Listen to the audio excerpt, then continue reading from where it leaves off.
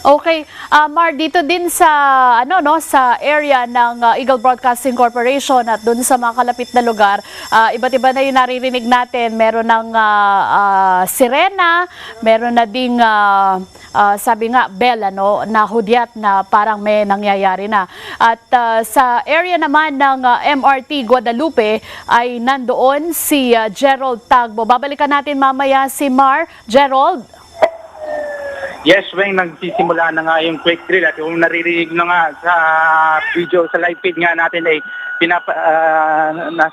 naririnig na yung sirena na senyalis na nagsisimula yung quick drill. Nakikita nyo nga sa ating live feed ay naka-drop, cover, and hold yung mga participants dito nga sa isinasagawang quick drill sa MRT sa Guadalupe Bridge sa Makati City. Ang magiging senaryo nga ay guguho yung Guadalupe Bridge matapos na tumama yung magnitude 7.2 na lindol.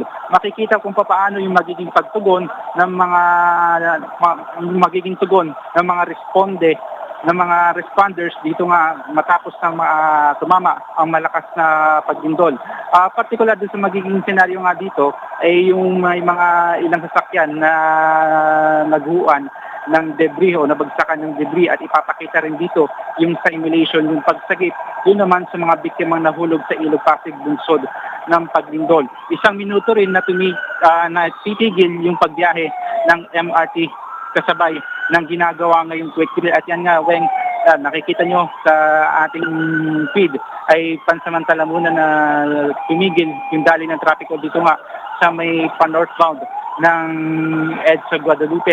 Nakikita nga natin yung mga operatiba ng mga taga-PNP, MMDA na naka-drop, cover, and hold.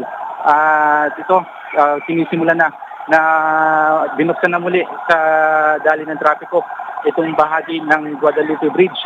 At yan, tinatadaan na muli yung mga sasakyan.